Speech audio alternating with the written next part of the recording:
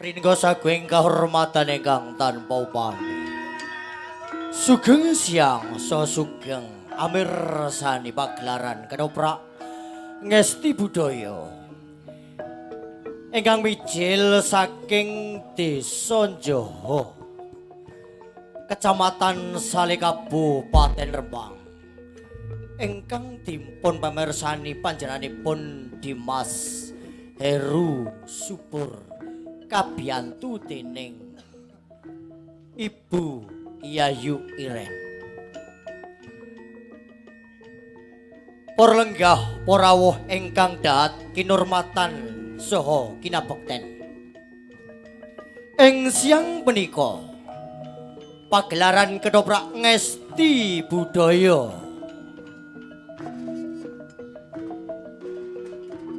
badhe beber lelampahan jumbuh pamundutanipun Bapak Amengku Gati. Ing siang punika Bapak Amengku Gati nyuwun lampahan Joko Kendil njaluk rabi. Kula bali malih Joko Kendil njaluk rabi. Para nggih para rawuh ingkang dahat kinurmatan saha kinabekten. Sasampunipun panjenengan kalipur kalian tari gambyong parianom ingkang sampun dipun tindakaken widodari ngesti budaya ing siang punika badhe beber lampahan ingkang angka setunggal wonten ing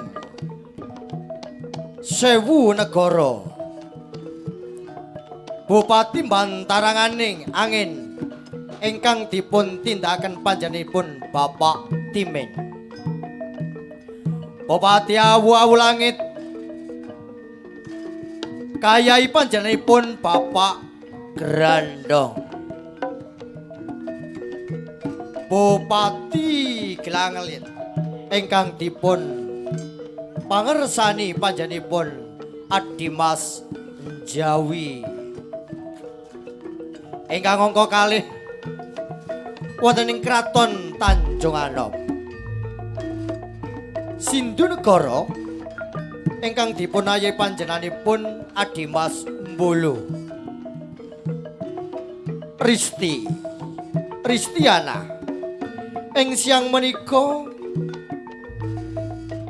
anindakaken jejiban Siti Kumbini.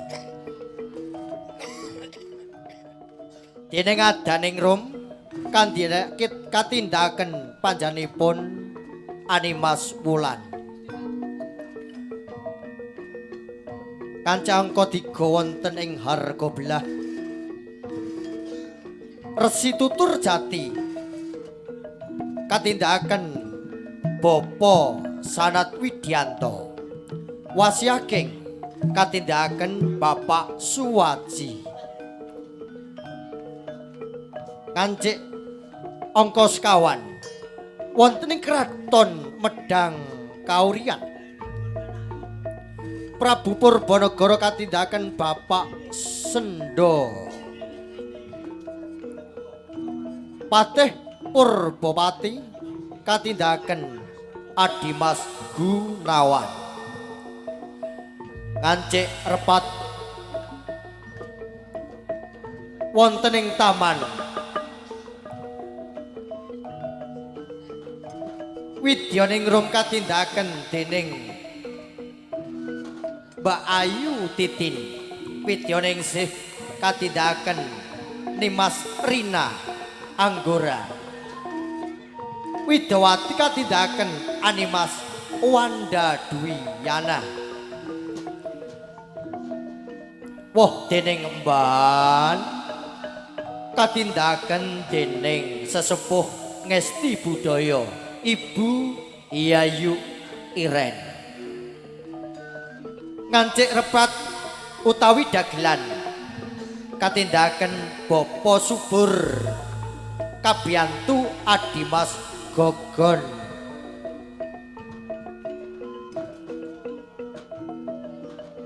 wonten ing Gua Srandil Resi Mamangkara katindaken dening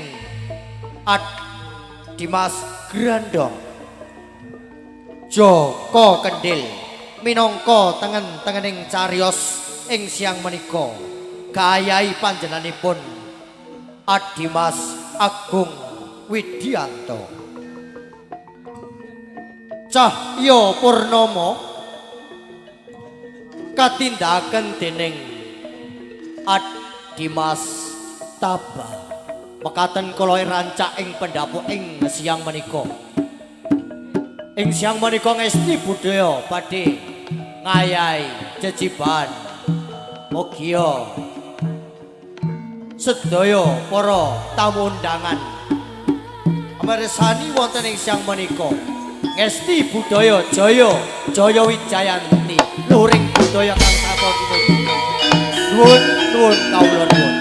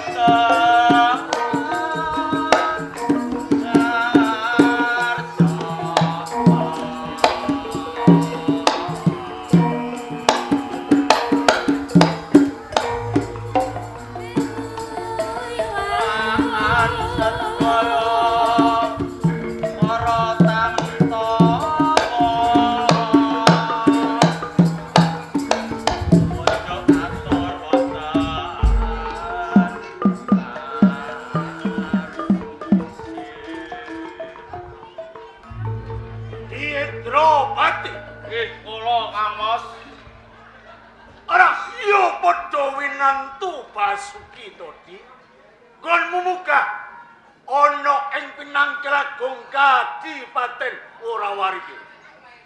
Kang Mas Hadipati entuk berkah saha pangestu panjenengan dalem Kang Mas.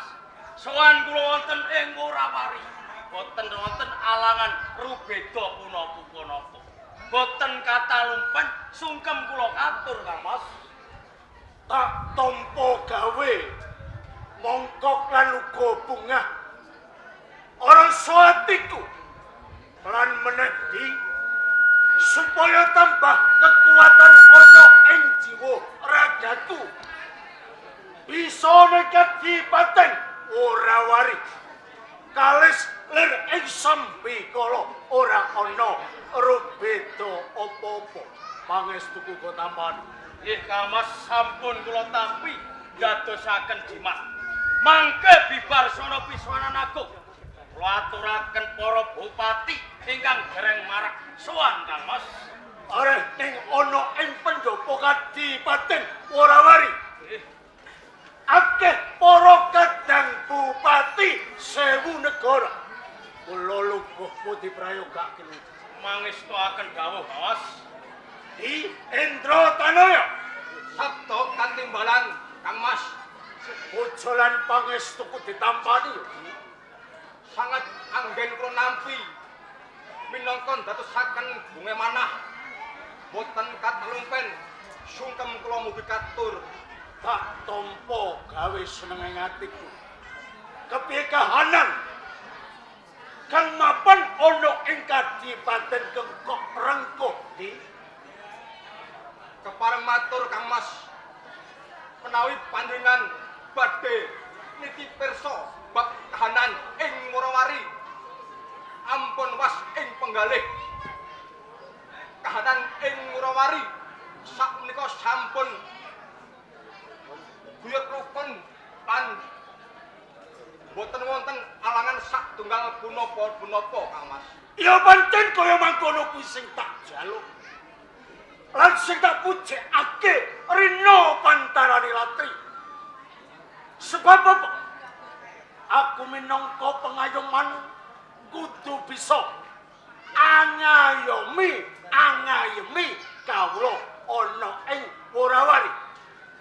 Terus dumununge ana yeti.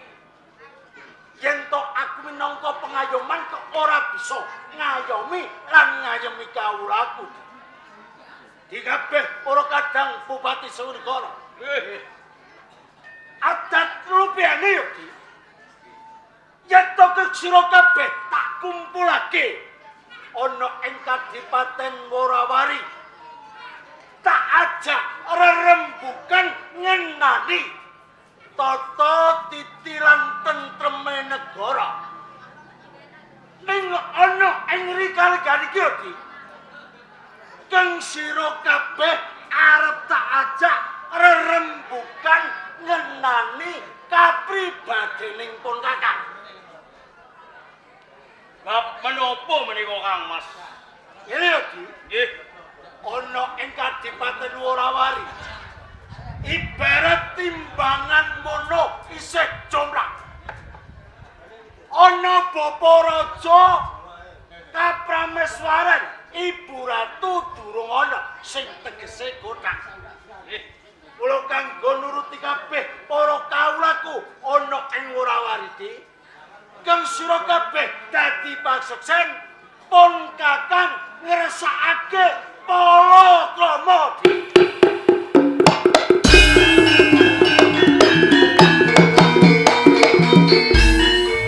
Kang Mas Hadipati. Ya kepiye? Manawi panjenengan dalem badhe palakrama menika sampun pas jalaran menapa panjenengan kok Hadipati ingkang sugih bodho badu Mas Pises Raja Brana menika Kang Mas. Mulane saka kuwi iki wis ana tudingan wanita kang arep tak sengkake kinarya Prameswari ana ing Kadipaten Worawari. Menika sinten menika Kang Mas? Dewi Kumbini saka Bertapan Harga Bladi. Dewi Kumbini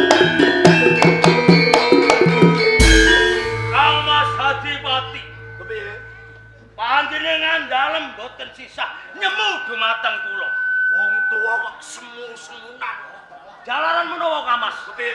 Kula menika nggih gadah tresna kalih Dewi Kumbini Kang Mas. Kowe uga tresna Kumbini. Menika leres Kang Mas. Ya.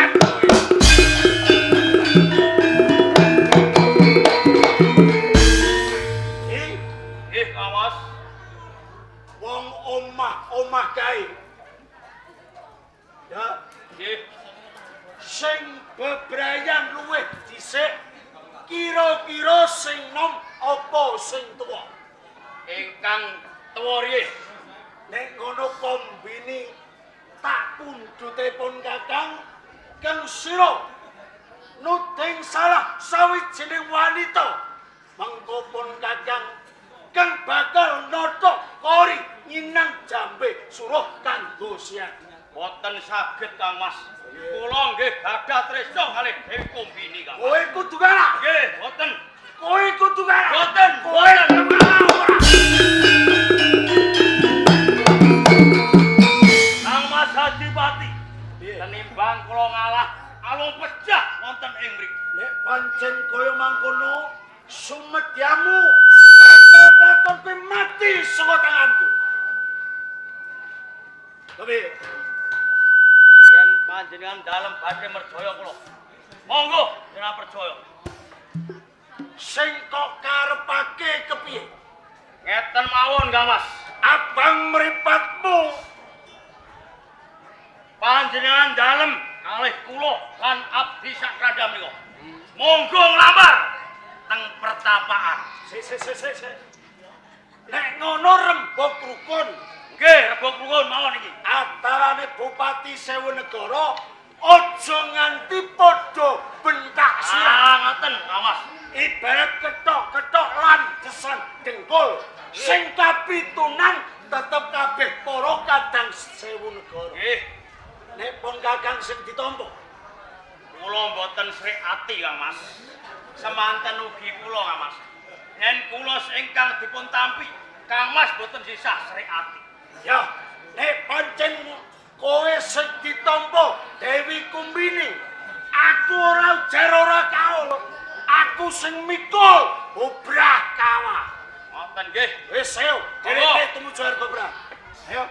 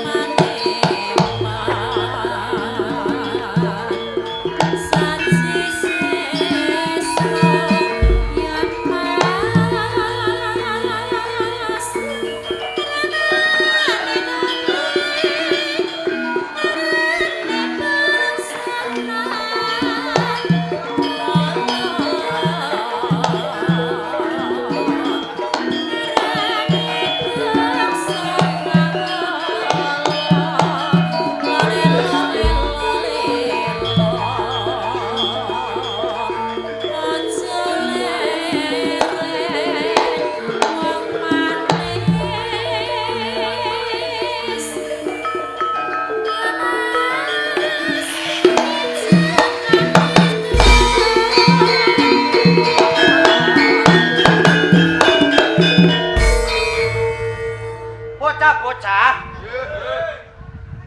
Kowe kabeh. Ana ing pertapan harga blagi ati-atian waspada. Jalaran ngopo? Adikku Dewi Kumbini iki akeh kang nyenengi tegese akeh sing lamar. Gek kala mangsa yen ana sing lamar sapa wae kuwi pawongan ramawas. Kowe kudu aja was ing sumelang, ya. Yen ana salah satunggaling pawongan sing wani nglamar kelawan adikku balekke, ya. Nggih. Kula kanthi kuwi ati-ati oleh padha. Ayo kene Bupati. Ayo bareng. Ayo. Ana tamu. Bupati ganteng-ganteng nggih. Mengko dhisik pawongan teges tambuh Kelawan figura. Lagi sepisan aku mangerteni kowe sakadri. Malah kaporo ngirit wadya bala para prajurit. Sopo kang dadi aranmu tumuju ning tapel wates Hargoblah. Sing mangsuli kowe apa aku? Dan iki sing ditangkleti sinten? Jenengan opo kula napa? Wong telu. Sing mbok takoni sapa? Ayo, Aku sing maju. Kene, nek sing mbok takoni lha iku ditepongaken. Aja basa. Ora usah basa. Jenengku Endra Kusuma Indra Kusuma. saka Awu Langit, Pangkatmu Bupati. waduh Kanjeng Bupati Indra Aduh, Kusuma. mantep. Pangapunten. Sikirake. Pangapunten. Oh. Nggih, Indra Kusuma Bupati saking Awu Langit. Oh menika sedaya kadang Bupati, Pak. Bupati. Waduh pangapunten lho. Bupati kepala daerah Nggih. tingkat 2 Worawali. Woi. Endra Baskara. Indra Baskara Bupati saking Worawari. Endropati. Indropati. Bupati Sewu Negara. Wis. Lugal karep pon-pone jang Dewa Sonten. Cekak ose aku kepengin ngelamar. Kelawan Dewi Kumbini. Lamar. Lamar. Loh. Sedaya kadang Bupati. Yo. Yen panjenengan badhe nglamar Dewi Kumbini. Ekosipun panjenengan dereng mangertosi sinten to Dewi Kumbini menika. Wah, jarang mangertosi. Dereng mangertosi. Jarang sinten niku? Panjenengan boten tetepan kalih kula. Wah. Tepano. Goblok Bupati iki. Takoni jenenge sapa? Sapa jeneng? Nggih, Kanjeng Bupati, pangapunten dalem kula ingkang paring asma Wasiaking. Yen panjenengan badhe nglamar Dewi Kumbini ing dinten samangke wonten ing Hargoblah katutup sekawan dasa dinten lawase. Nggih sinten kemawon boten mawas pangkatipun Bupati boten dipun keparengake. Sing Nggih, ana panutupan 40 dina. sekawan dasa dinten. Sebabe ana apa panutupan? Ngeten Kanjeng Bupati. Piye? Wonten ing Hargoblah sebab wonten ing Hargoblah katutup sekawan dasa dinten lawasipun bapa kula menika nembe nindakake tapa brata nyepeng sepena mahasing asamun. Piye? Pripun? Endropati Kusuma. Ayo balik. Wah, ampun jenengan balik pripun? Balik mawon. Ana panutupan. Ampun jenengan bacotake. Ayo balik. Dipeksa mawon. Wah, dipeksa. Panutupan. Wis semakin kula. Piye, Gus? Yen panjenengan badhe nglamar, panjenengan cabarake mawon. Wah. Ajeng kula sampun kandha kali panjenengan Kanjeng Adipati yen wonten ing Hargoblah katutup sekawan dasa dinten lawase. Penak tembungmu Bali. Aku budal kok Sewu Negara ngentekno Prabeya. Oh, Mula kadang aku bakal batut. Bacut wonten ing Hargoblah. Iya. Yen men bacut wonten loro.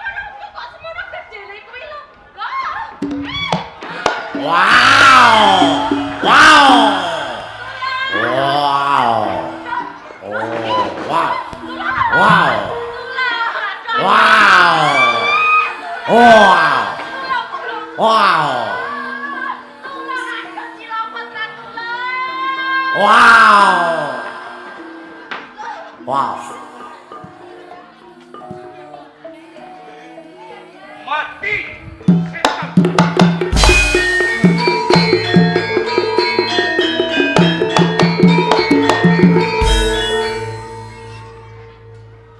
Matur suwun. Sanget ngantos penjan kurang maringi sabiyantu marang panjenengan. Bocah wadon kawijenan. Lah kok dadak mapan ana sak tengahing alas kang gedhe. Lah prayogane kuwi ana aku. Nek ora ana aku banjur kepiye? Nek nganti kowe iki dimangsa dening macan kang sakmono gedhe. Kula ngaturake matur suwun sanget. Yen to panjenengan menika sampun maringi pitulungan dhateng kula.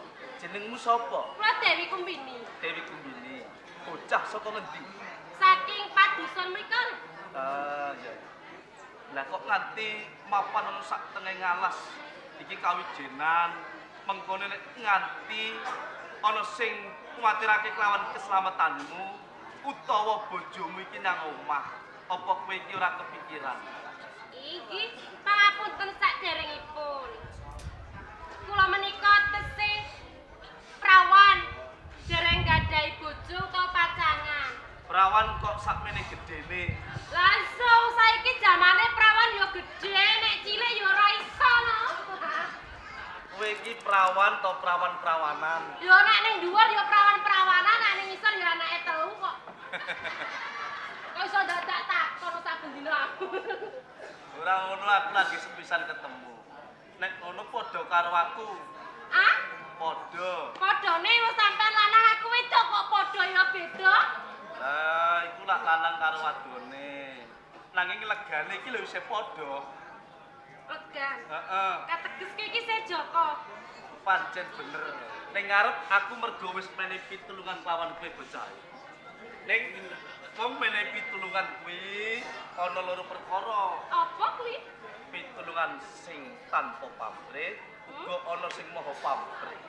Lah sampean iki maringi pitulungan karo aku, iki sing angka kepiro? Ya ora ana liya ya mung maha pamrih. Dadi duweni pamrih. Heeh. Ya kuwi wis jamak lumrahe. Nek wong lanang kepethuk karo wong wadon nek pedhok ning tengah alas. Yen arep maringi pitulungan kuwi ra mestine wae duweni pamrih. Lho kok ya ngono iki apa? Dewi Kumbini. Cetane mergo aku enehi pitulungan lawan kowe. Lan iki lagi ana bocah wadon sing bisa milut dening lawan atiku. Ora gampang. Ning jagat iki bocah wadon sing bisa milut lawan atiku mergo cetane sisan gawe angonku melu pitulungan lawan kowe. Aku njaluk ijol kowe gelem dadi bojoku ya Dewi. Lho? Dadi kowe njaluk ijol aku supaya dadi bojomu. Heh? Gelem apa ora Dewi Kumbini? Aku iki kegumun kalih panjenengan. Ning pangapunten. Sak sampunipun penyak sampun mangertosi sinten ta sejatine kula. Ning kula dereng mangertosi. Sapa ta sejatinipun panjenengan? Jenengku Ki, lah yo sampeyan wis ngerti aku kok yo durung mangerteni panjenengan ta? jenengku Joko Joko, Sindu. Joko Sindu. Iya. Pangapunten saderengipun. Yen to panjenengan ngandhaki nyuwun ijol supados kula dados bojonipun panjenengan. Ning pangapunten, nembe kemawon panjenengan kepanggih kalih kula, kok panjenengan ngandhaki supaya kula dados bojo panjenengan menika saru lho nggih. Lah kok saru kuwi tresna sing jenenge pinandengan karo angka sepisan wis dadi jamak lumrahe. Dadi cetane iki bisa tinemu lawan kowe ning arep aku wis kandha. Nek ora gampang bocah wadon sing bisa milut lawan atiku. Mula tak jaluk kanthi banget legan padha legane ya durung duweni bojo. kowe minangka arep dapet bojo. Ning uga ora gampang. Bocah lanang kak sapa wae sing arep kepek bojo aku iku ora gampang. Kok anggap aku bocah wadon apa? Lagi wae sepisan ki ketemu karo aku kok ngandake arep kepek bojo karo aku ora. Kowe lak durung ngerti. Watak ing Joko Sido. Iki babat pisan ora duwe watak kasar. Ampun pisan. Wong omah kuwi siji lan siji bisa ngraketke ati. Yen dadi nonton kena bojo jine ora. Bakal pedhot aku yo mau mati iki tak tekan dalan. Pedhot lan bojoku Mama. Kuwi mergo ora wowo ngadepi pancobaning bebrayan. Utawa pancoban waktu sandungan kuwi akeh panggoda. Jangan ora bisa iso madhep-madhep. Utawa nandang wis. Kuwi jalanan saka Brino. Mau temu sak kuwi lagu. Wis barang iki wis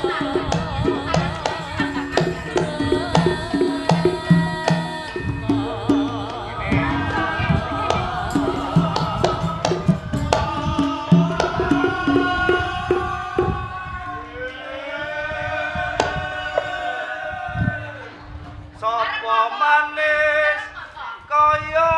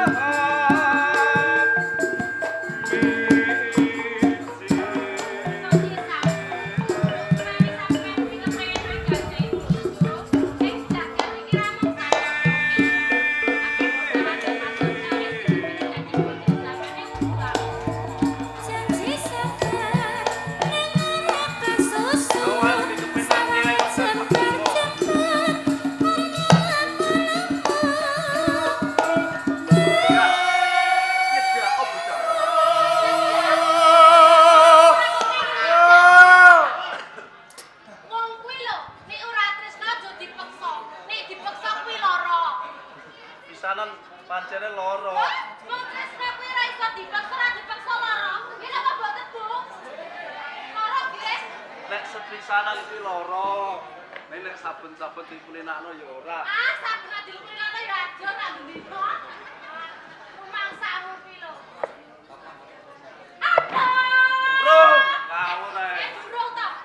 Jonggo nyoma ulah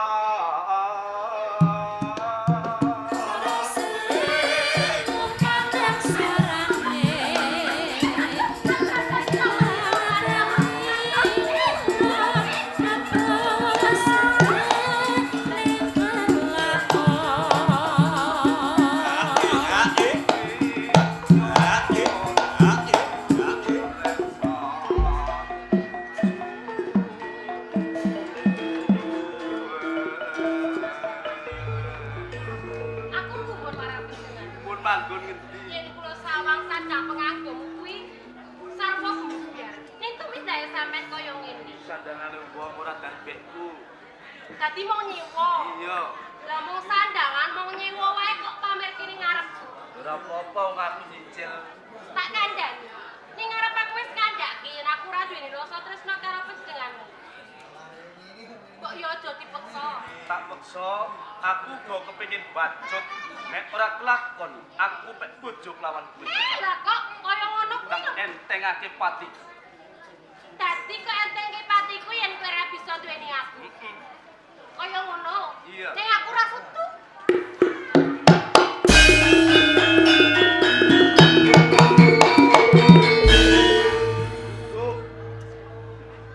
Omong ora sudi kok ora sudu. Ya ora apa-apa. Ning aku gumun sakjroning ati. Ana salah sawijining bocah wadon lan bisa mencut lawan atiku. Iya. Saora-orane aku bakal didoyo. Ning di papan dunungmu, kowe bakal tak golek.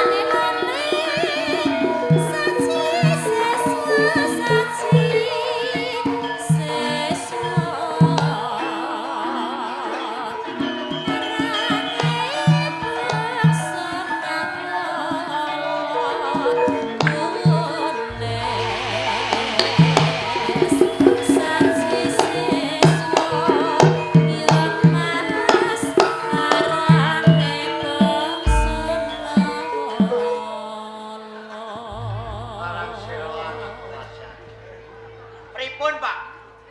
Ayo ngadeg nggone wong tuwa mbok ngaturake iki supaya wong tuwa lega atine lah. Pak, anggen kula ngabiyantara wonten irsanipun panjenengan kalis ing sambikala malah saya-saya mboten wonten alangan satunggal menapa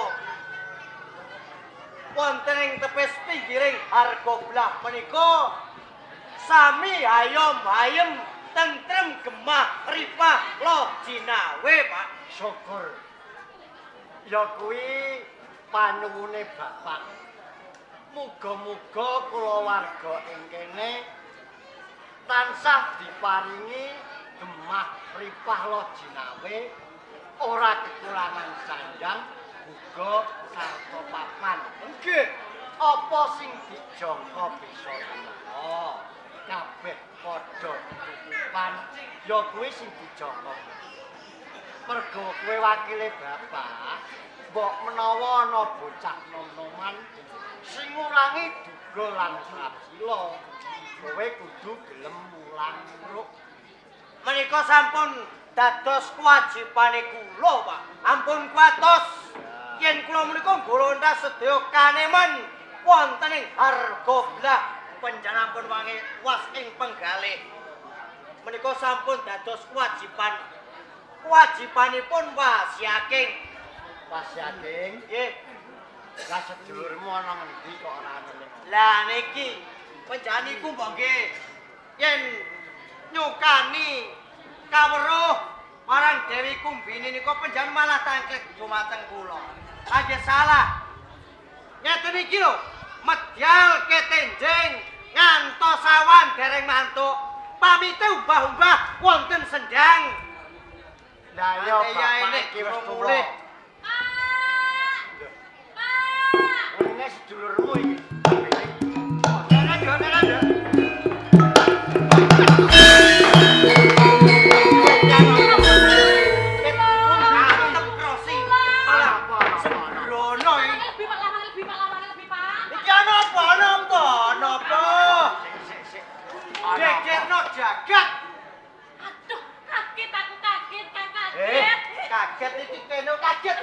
iki? Kaget aku, Kang. Ono.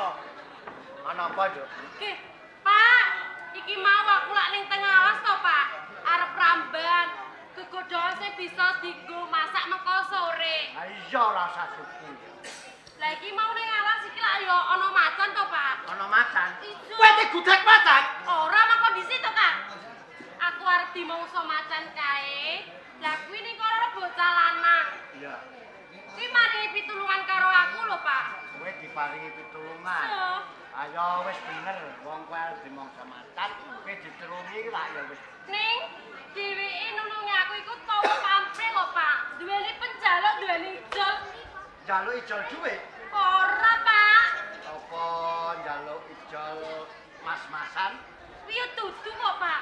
Yo njaluk ijol apa ta? Jaluk ijol supaya aku gelem dadi bojone kok. Dadi bojomu.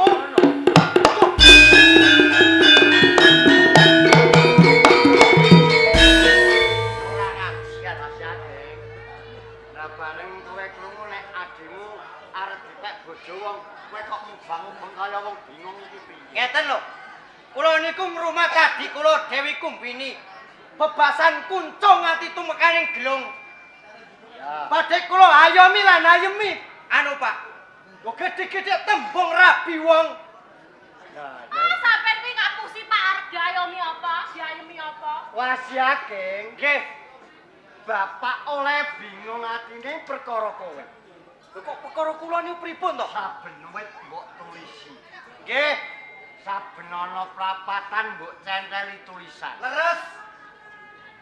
Werdine tulisan sapa sing iso ngalahke aku? Sing iso nyempal bau tengenku lan kiriku iku sing bisa mboyong marang kadangku Kumbini lak kaya ngono to. Boten lepat, mbok aja geman ngono to. Coba mawas to. Adimu iki wis ora duwe simbok. Yen nganti kelakuan ngono mbok nggo selawase mongko kowe iki bocah sing sekti mahambara. Pilih bobot, pilih tanding. Anggrana wong gelut ora ana sing ngalahno. Yen nganti kelakon kowe dadi wong menangan, adimu seneng yen dadi prawan kasep. Malah ya cilaka to, Pak. Pak, kaduk wani kurang duka. Pangapunten dalem, leres saben-saben prabatan kula pasang plakat. Sinten to? Engkang saged ngalahke Wasyaking, saged nyempal bau kiri. Ha, ketengening Wasyaking undhu-undhuane adik kula Dewi Kumbini. Pak, ampun gedhe rumangsanipun panjenengan.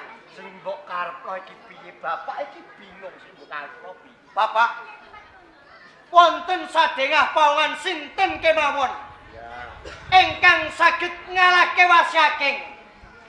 Undhuan-undhuaning adik kula jalaran yen saged ngalahke kelawan Wasyaking, tegesipun bocah kaneman kala wau kasektene sainggilipun Wasyaking bisa ngayomi lan ngayemi kelawan adik kula Dewi Kumbini dalah panjenengan.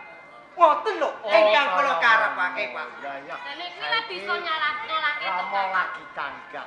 Nggih. Ya ya. Yen pancen kaya ngono tak turuti. Ya ngene Nduk ya. Piye to, Pak? Muga-muga kangangmu dongakno. Dongakno kuwi. Nek ana bocah sing nglamar kowe, muga-muga kangam kon kalah. Lho, Mbak. Jenengan iku lho. Kaya ngono yo, Pak. Lah mung kumbare gedene kaya ngono yo, Pak. Amin. Sapa?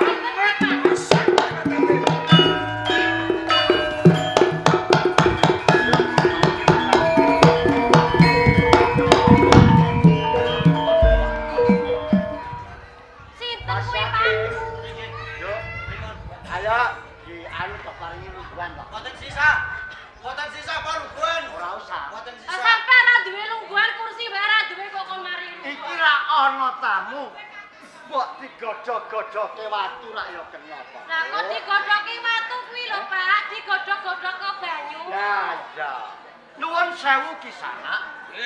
Boten ateges kula tambuh pancen kula dereng ngerti panjenengan menika sinten lan saking pundi. Sakatrine menika Bandangan Bupati Sewu Negara. Bupati Sewu Negara. Yo, Pak. Bupati, yo. Bola, Pak. Bupati. Gede ya, Pak. Nyuwun pangapunten nggih Kanjenge, mapan kula dereng mangetosi bilih panjenengan menika salah satunggiling bupati. Hendro Baskara. Hendro Baskara. Bupati Worawari. Oh nggih ingkang setunggal. Hendro Kusumo, Bupati Awau Langit. Ingkang setunggal. Hendrowati, Bupati Sewu Negara. Nggih, dipun kenalaken nggih, kula Begawan Rasa Jati. Wah, cocok menika, Kang. Beneran. Beneran, Kang. Beneran bisa ketemu kelawan wong tuane. Nanging nuwun sewu nggih Kanjenge. Tindak panjenengan menika tindak langke menapa wonten kawigan? Ngelengaken. Ngelengake. Tegese ngemenke. Ngemenke. Tunggal karep Nggih. Bandangan Sewu Negara nglamar kalih putri panjenengan Dewi Kumbini. Anak kula niku ajeng panjenengan lamar. Nggih. Matur nuwun Kanjenge. Seneng Pak, debojo. aja matur nuwun, matur nuwun. Demantu. Lah bupati kae semono gedene iku lho, Pak. Wong nek gede biasane kuwi cilik, Pak. Yo. Sing nunggu seto. Apa? Larane panjenengan pundi? Larane panjenengan pundi niki? Oh, iki anak kula lanang, iki wadon. Niki Siti Kebir. Wah, cocok iki. Cocok iki. Cocok iki lho, Pak. Ayo. Gede-gede ngene iki biasane cilik, Oh, Pak. oh, iya, Pak. Cilik biasane cilik, Pak. Nggih. Cilik apane? Nggih Kanjenge. Kowe ra durung ngerti. Ah. Kowe ra durung ngerasa. Ya. Ben iki Ateges iki lho nek gedene kaya ngene iki cilik. Cilik iki sing tak karepe cilik tanggung jawabe ngono, Pak. Kok duduk cilik apa? Cilik tanggung jawab. Cilik apane, Kang? Aku yo kaget. Kula anggap menika kala wau. Nek bojo iki aku kaget. Senengane geti-geti kok, Pak. Yo nek wis dadi. Niki, ada sampean. Niki. Wah, wah. Piye, Ki? Lho, Ki. Kaya wis kenal iki. Ki. Ono kangane. Ono kangane ketrimo. Pokoke wis nek mbok entak-entakno dhewe ana. Oh. Damar mancung cinupet kula badhe atur pawangsulan dhateng panjenengan. Oke, betul. Gandeng purba wonten kula wasesa dumalah ingkang nglampahi nggih anak kula. Mila sawetawis rika tenggo kula tak paring jawuh kalian anak. Oh, ngene. Yo kumbini bocah ayu anakku. Iki kula, Pak. Iki ana wong lamar sepisan bupati. Bupati iku wong sing sugih duwike akeh. Nek kowe gelem dilamar, kowe gelem dipek bojo, urung tanura kepenak, kowe digaweke omah gedhe. Tumpakanmu paling elek ya Pajero. Kowe kepengin apa wae keturutan. Piye? Kowe piye gelem dipek bojo? Ini pangapunten Pak Ki. Wong ingkang gadhahi saya mboro menika lak kakang. Lah menika kula kan sakit dumateng kakang ki Oh, mawon. kaya ngono. Was saking jawuh. ya tak jumbuhake kelawan pengangen-angenmu. Niki. Kepriye nggon matur pawangsulan kelawan tamu sing lagi padha. Yen kados maten kula nyuwun sewu sawetawis. Ya. Kabeh kadang Bupati Sewu Negara. Yo. Piye? Yen pancen tekadmu gembleng arep ngelamar kelawan adikku Dewi Kumbini. Apa kowe kabeh ra ngerteni? Arep tumuju ning penyang kene. Jare kepiye? Hei! Oning prapatan tapasang plakat. Oning pertelon tapasang plakat. Sopo wonge? Wonge sopo? Sing bisa nyempal bau tengen lan kirine wesi akeh undundan adikku Dewi Kumbini. Tak sakui. Wes aku Ning ana nanging nanging kepiye? adimu Kumbini tak baturane terus wengi. Lho, Rumangsane. sembrono panjenengan.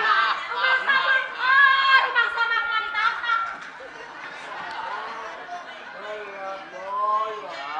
Wong ayu nek. Napa panjenengan saged? saguh. Yen pancen panjenengan saguh mupu patem boyo kula. Ranti wonten sanjawipun aku.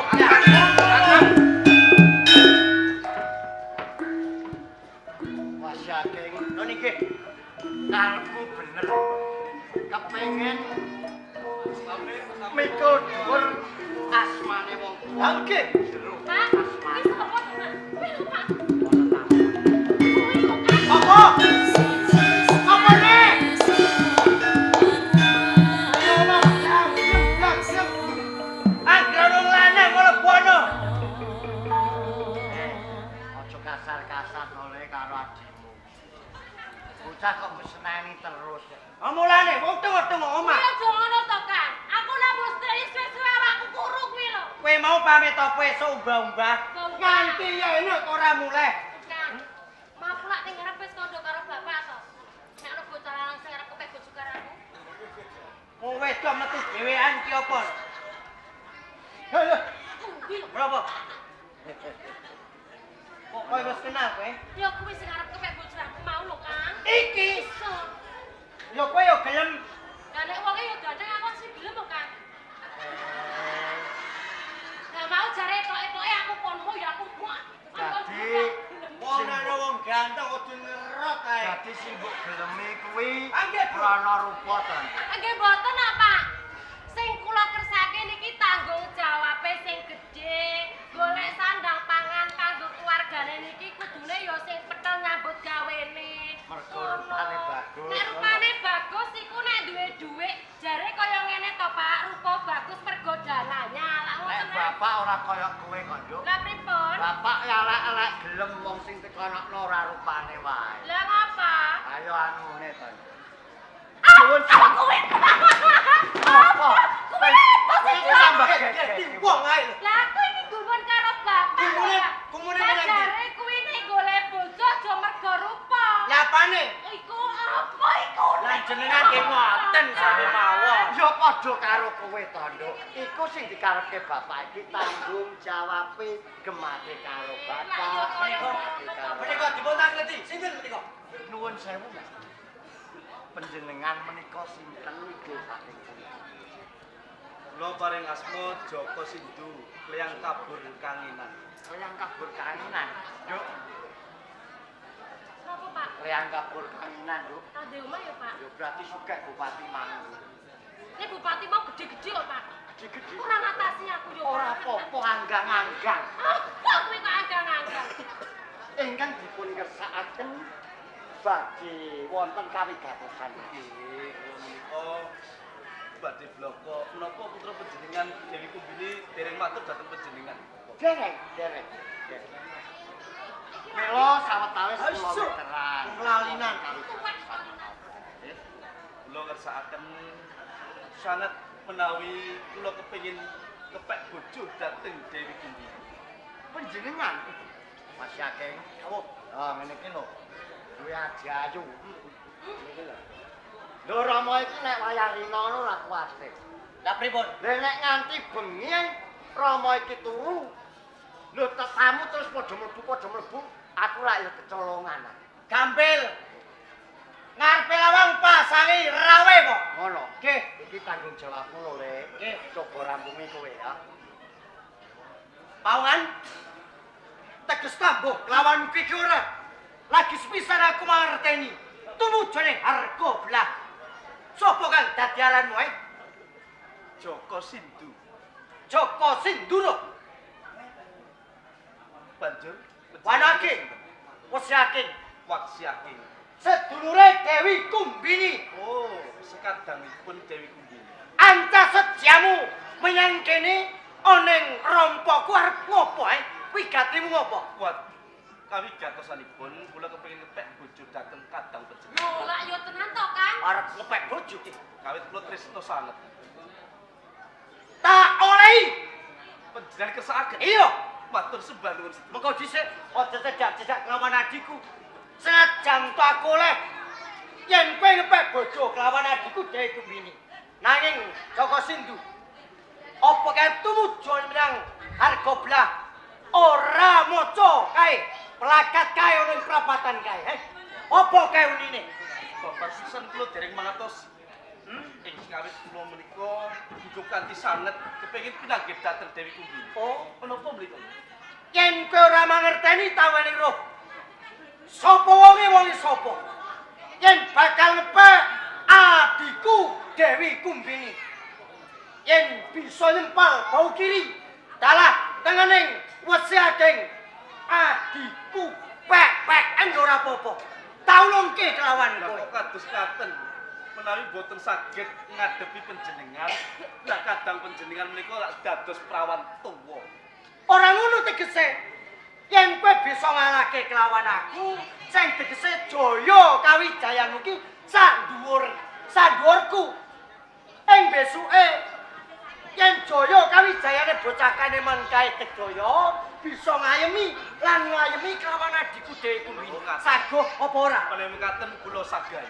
Mau sagui metu bakal lampar kawan. Paling sajalane arep belah.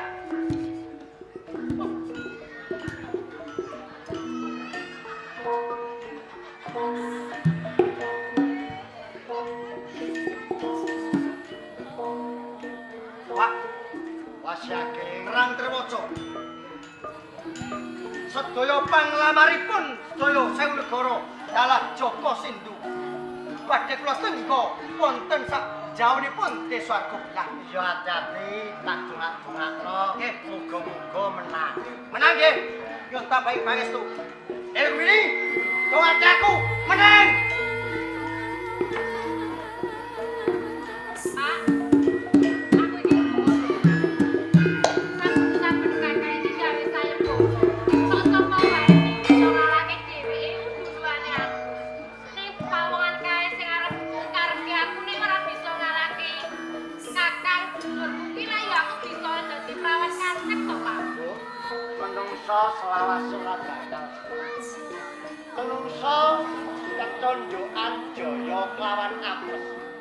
Sapa ngerti kadang nguwasake mengko kalah karo sapa iki mau? Joko sih. Joko. Kok menawa Joko Sindu iki jodohmu, Gusti Allah bakal nemtokake marang kamu. Koyo ngono. Yo, coba ayo awas. Ayo, Pak.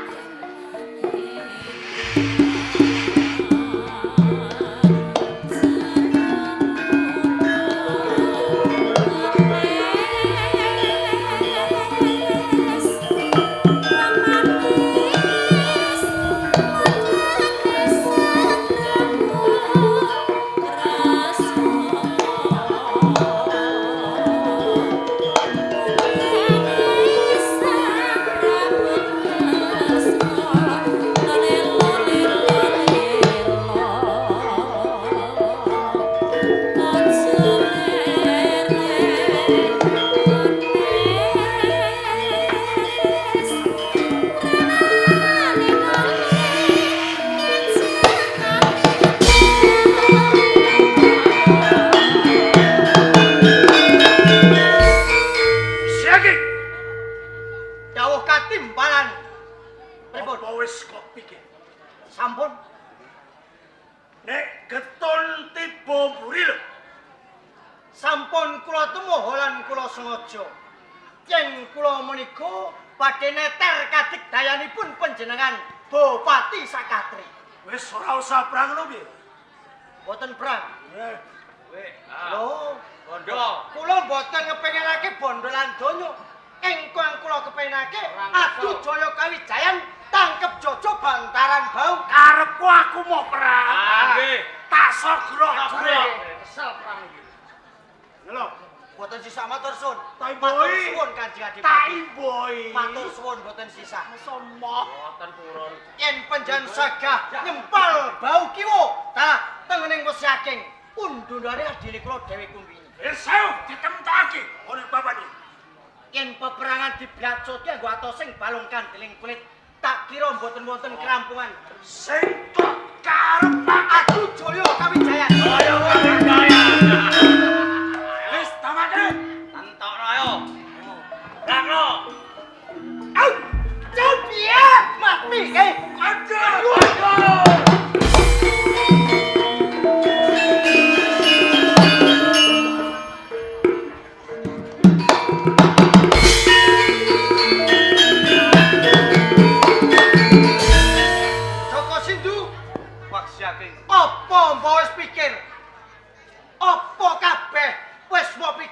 kelawan kae kabeh 1000 negara wis bosah baseh pindho babatan bajing ora bisa ngalahke kelawan Wesi Ageng. Kuwi 1000 negara ning dudu aku. Saiki diwiwiti nek kowe kepengin jajal kasetenku, Pak Siak. Joko Sindu, Iya. aku kelawan kowe iki satriya. Ora pantes yen peperangan adu jotos nganggo atosing balung kang deleng kulit. Ayo, Lumrahe perang kuwi ya kaya ngono. Lah, pan jalukmu kuwi sing kaya piye, Pak Siak? aku pengen jajal kelawanku. Jajal bab perkara apa? Saiki ayo perang Samundana. Perang Samudana sing kaya kepiye sing mbok karep? Kang pilantine kaya to angkat junjung. Perang kok dadak nganggo angkat junjung iki. Kowe saguh ora? Ya ora apa-apa. Apa pan jalukmu ki tak saguhi, bot-bote aku tresno lawan sekadangmu Dewi Kumbini. Yen kowe kuat junjung kelawan aku trimo kalah kelawan kowe kang angka 1. Kang angka 2 adu pelayon. Pisan angkat junjung, ingkang kaping pindhone kuwi perang playon. Iya, Ya, ora apa-apa. Ayo diwiwiti. kaya ngono.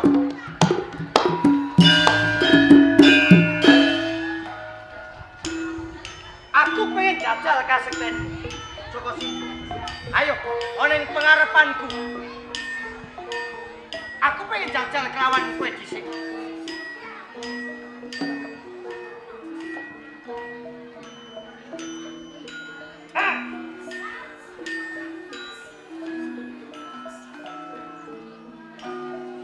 Sido apa ora? Kau!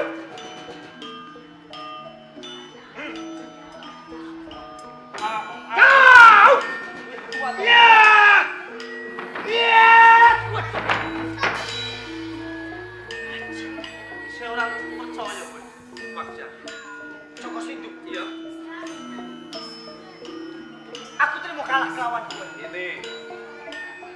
Saiki lir gumanti. Ler gumanti.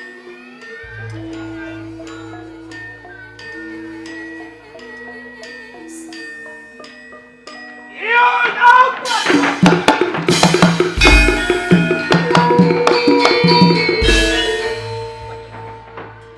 Lah omongmu pating petontang petenteng Joko Sindu ya. ora sumbut. Iya. Takoni oneng perang Samundana angkat junjung aku kalah. Saiki wis dilakon. Aku bisa mek bojo lawan aku. Durung. Ijeh siji kiri patem boyoku. Apa kuwi Pak Siak? Perang pelayon. Yen pancen pisan iki kowe bisa ngalahke kelawan Wesi Ageng. Undun-undane adikku Dewi Kumbini. Ngendi tekan ngendi? Saka kene tumuju ning harga belah. Oh iya. Bakal tak turuti. Ayo diwiwiti Pak Siak. Kaya ngono. Sawalan. Au! Ya!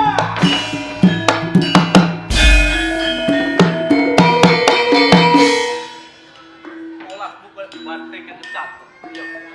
Kowe musuh lawan aku bakal tandang mirang